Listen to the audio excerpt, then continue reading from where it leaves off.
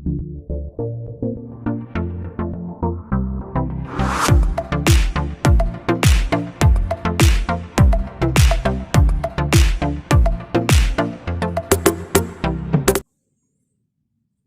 students, good morning. My name is Amit Roila and welcome to my YouTube channel Unique Physics Classes. Today we are going to start topic hydrogen spectral series. This is really important topic. So let's start. Hydrogen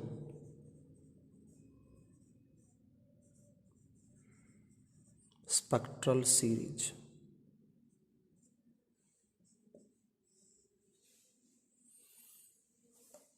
suppose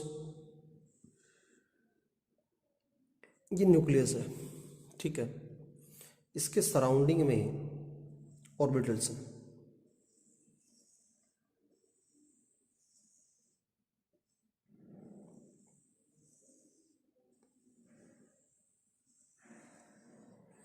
ठीक है।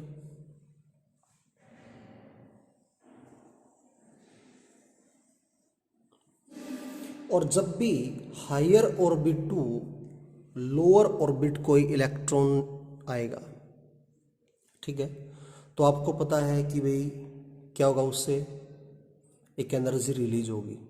क्यों release होगी? क्योंकि जितना higher orbit होगा उसकी energy ज़्यादा होगी, लोअर ऑर्बिट में एनर्जी क्या होगी, कम होगी। तो हायर ऑर्बिट टू लोअर अगर ऑर्बिट आएगा तो एनर्जी रिलीज होती है, और जो एनर्जी रिलीज होती है वो इक्वल टू एच न्यू होती है। जबकि न्यू हमारे पास में क्या है, फ्रीक्वेंसी, एच हमारे पास में क्या है, प्लैंक कांस्टेंट, ई क्या है, एनर्जी, ठीक है। तो जो एनर्जी रिलीज होगी वेव की फॉर्म में, तो उस वेव की कुछ ना कुछ वेवलेंथ भी होगी। तो वेवलेंथ कितनी होगी वो फाइंड आउट करनी है हमें, ठीक है। कैसे फाइंड आउट करेंगे देखते हैं। तो सबसे पहले कई साइंटिस्ट आए, उन्होंने क्या किया, अलग अलग रीजियन में हाइड्रोजन को स्टडी किया, ठीक है। तो उन्होंने क्या बताया कि भाई जब भी इलेक्ट्रॉन फर्स्ट ऑर्बिट में आएगा, ठीक है, दिस इज फर्स्ट ऑर्बिट, इस फर्स्ट ऑर्बिट में जब भी कोई इलेक्ट्रॉन आएगा तो क्या होगा, जो एनर्जी रिलीज होगी वेव की फॉर्म में, उसकी वेवलेंथ कितनी होगी, ये स्टडी किया था लेमन नाम के साइंटिस्ट ने, जिसने नाम दिया लेमन सीरीज। तो लेमन सीरीज क्या थी, ही एक्सपेरिमेंटेड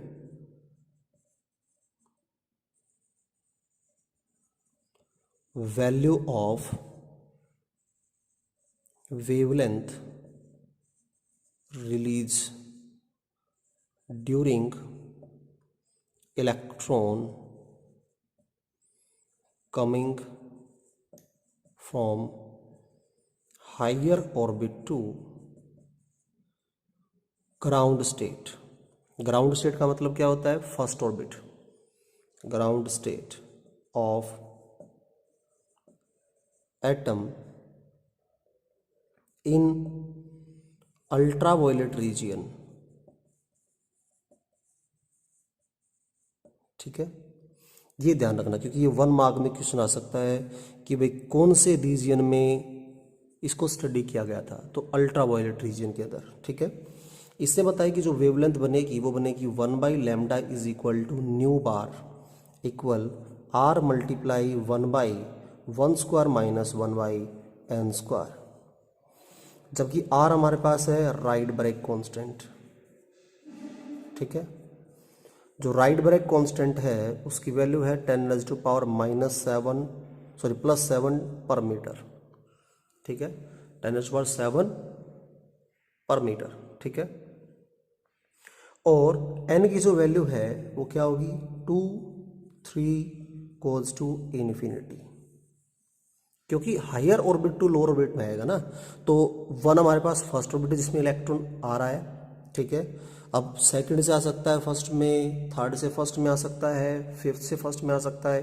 तो इसका मतलब higher orbit to lower orbit में आएगा, तो जो एनर्जी रिलीज होगी वेव की फॉर्म में, उस वेव की वेवलेंथ फाइंड आउट करेंगे इस मेथड से। इसके ऊपर एक क्वेश्चन आता है वेरी वेरी इंपॉर्टेंट, ठीक है। क्या चीज, सुनो, किसी के लिए भी आ सकता है, Lyman series, Balmer series, Paschen series, Brackett Pfund में क्या क्वेश्चन आता है कि find the shortest value of wavelength. जो शॉर्टेस्ट वैल्यू वेवलेंथ है या लार्जेस्ट वैल्यू वेवलेंथ जो है वो कैसे फाइंड आउट करेंगे। If n is equal to infinity, याद रखना, अगर मैं n की वैल्यू इन्फिनिटी पुट करूंगा फार्मूले के अंदर, किस फार्मूले में, r multiply 1/1² minus 1/n² is equal to 1/λ। अगर मैं यहाँ n की वैल्यू इन्फिनिटी पुट करूंगा, लार्जेस्ट वैल्यू जब पुट करेंगे तो आएगी शॉर्टेस्ट वेवलेंथ। अगर लेमन सीरीज के लिए आपको shortest value of wavelength find out करनी है तो हमारे पास हम क्या करेंगे, n की वैल्यू इन्फिनिटी पुट करेंगे, ठीक है। और अगर आपसे पूछता है largest value of wavelength, for largest value of wavelength क्या होगा भाई, n की वैल्यू पुट करेंगे just next, just next. Just next का मतलब सपोज यहाँ 1 है तो यहाँ क्या पुट करेंगे हम, n की जगह 2 पुट करेंगे। किसी और सीरीज में सपोज यहाँ 2 आता तो यहाँ क्या पुट करेंगे हम, 3। जस्ट नेक्स्ट वैल्यू पुट करेंगे तो हमारे पास में क्या आएगी, लार्जेस्ट वैल्यू ऑफ वेवलेंथ, ठीक है। और इन्फिनिटी अगर पुट करेंगे n की वैल्यू तो हमारे पास क्या आएगी, शॉर्टेस्ट वैल्यू ऑफ वेवलेंथ। तो किसी भी सीरीज के लिए ये न्यूमेरिकल पूछा जा सकता है, ठीक है। नेक्स्ट हमारे पास है बाल्मर सीरीज, ठीक है। इसमें क्या था कि भाई जब भी electron higher orbit to lower orbit आएगा तो एनर्जी रिलीज होगी, लेकिन लोअर ऑर्बिट कौन सा, फर्स्ट एक्साइटेड स्टेट।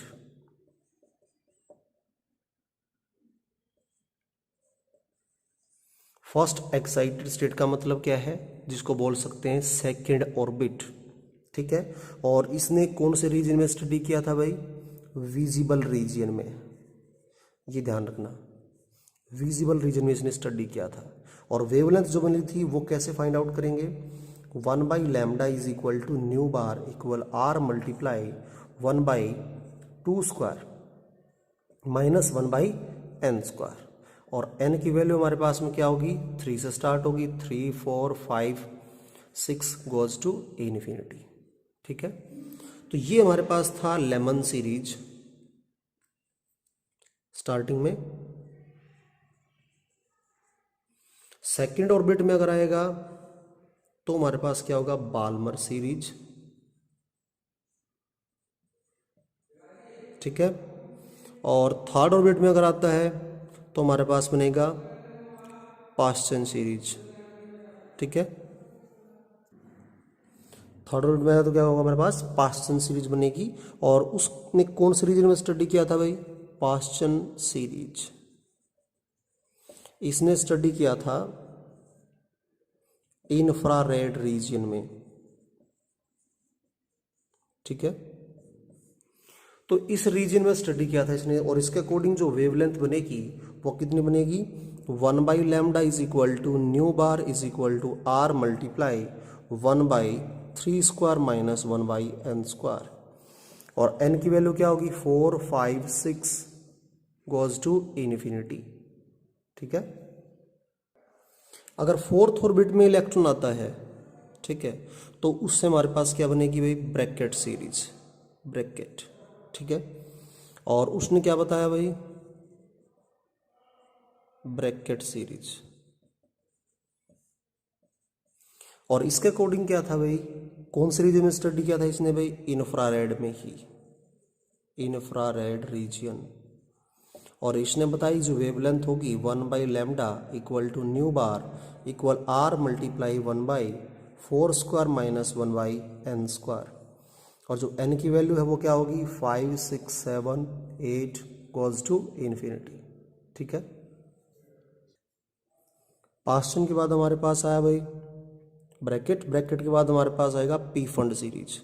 जब भी फिफ्थ ऑर्बिट में अगर कोई इलेक्ट्रॉन आता है, ठीक है, तो जो एनर्जी रिलीज होगी वो पी फंड ने स्टडी की थी, और उसने बताया था पी फंड सीरीज क्या है, और उसकी वेवलेंथ उसके दौरान जो है क्या बनेगी, इसने बताया भाई इंफ्रारेड रीजन में ही स्टडी किया था इसने भी, ठीक है। और इसके अकॉर्डिंग वैल्यू है 1/λ equal to nu bar equal r multiply 1/5 का स्क्वायर माइनस 1/n का स्क्वायर, जबकि n की जो वैल्यू है वो क्या होगी 6, 7, 8 टेंड्स टू इन्फिनिटी, ठीक है।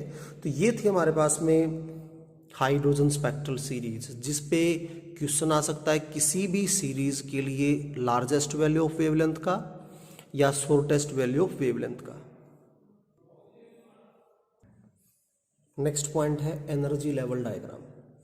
एनर्जी लेवल डायग्राम क्या है, हम लोगों ने टोटल एनर्जी पढ़ी थी -13.6 बाई में n स्क्वायर इलेक्ट्रॉन वोल्ट, इतनी एनर्जी है, ठीक है। अब हर किसी ऑर्बिट की जो एनर्जी बनेगी वो फाइंड आउट करनी है। कैसे फाइंड आउट करेंगे, ऑब्वियस सी बात है, n की वैल्यू पुट कर देंगे हम। n की वैल्यू सपोज हम पुट करते हैं 1, तो हमारे पास फर्स्ट ऑर्बिट की एनर्जी आ जाएगी जो कि कितनी होगी -13.6 इलेक्ट्रॉन वोल्ट, ठीक है। सेकंड की वैल्यू n इक्वल टू 2 पे पुट करेंगे तो हमारे पास आ जाएगी 13.6 माइनस डिवाइड बाय 2 का स्क्वायर 4, तो 4 3 जा 12, तो 3.4 इलेक्ट्रॉन वोल्ट आ जाएगी एनर्जी सेकंड ऑर्बिट के लिए। n इक्वल टू 3 तो बन जाएगी -13.6 बाई में ये बन जाएगा 3 का स्क्वायर 9, तो बन जाएगा 1.5 माइनस इलेक्ट्रॉन वोल्ट अराउंड, ठीक है। n इक्वल टू 4 अगर पुट करेंगे तो -13.6 बाई में 16, ठीक है, क्योंकि 4 का स्क्वायर 16 होगा, जो कि कितना होगा around 0.8 electron volt. n equal to 5 अगर पुट करते हैं तो वैल्यू हमारे पास बनेगी -13.6 बाई में 25, जो कि किसके इक्वल होगा 0.5 इलेक्ट्रॉन वोल्ट अप्रोक्सीमेटली, ठीक है। अब इसके बिहाफ पे एनर्जी लेवल डायग्राम बनाएंगे हम। कैसे बनेगा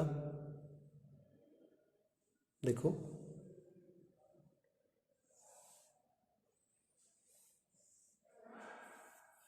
दिस इज -1 -2 -3 -4 -5 -6 -7 -8 -9 -10 -11 -12, ठीक है।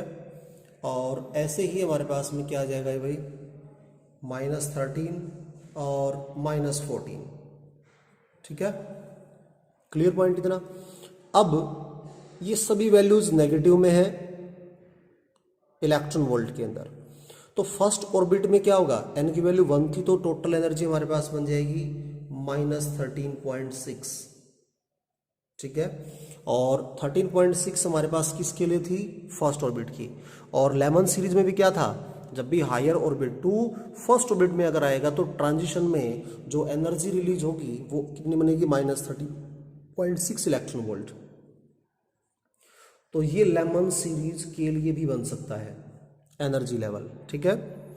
जबकि n की वैल्यू जब 2 थी तो हमारे पास थी -3.4, तो ये बन जाएगा हमारे पास किसके लिए, बाल्मर सीरीज के लिए, ठीक है। थर्ड हमारे पास n की वैल्यू 3 थी तो 1.5 था, तो ये बन जाएगा हमारे पास 1.5। बाल्मर के बाद पास्चन, ठीक है, पास्चन सीरीज। नेक्स्ट n की वैल्यू अगर 4 पुट करते हैं तो हमारे पास आएगा 0.8, ये बन जाएगा हमारे पास में ब्रैकेट सीरीज, ठीक है। नेक्स्ट हमारे पास n इक्वल टू जब 5 था तो हमारे पास वैल्यू थी 0.5, ठीक है, तो ये बन जाएगा पी फंड सीरीज। और ये था हमारे पास में एनर्जी लेवल डायग्राम, ठीक है। और एटम जो पार्ट है वो हमारा कंप्लीट हुआ है इसमें। नेक्स्ट वीडियो में हम करेंगे nuclear part. Thank you for watching videos. अगर आपको टॉपिक समझ में आता तो प्लीज़ वीडियो पे लाइक करें, अपने फ्रेंड्स को शेयर करें और कमेंट बॉक्स में अगर कोई डाउट आता तो ज़रूर लिखें, ठीक है।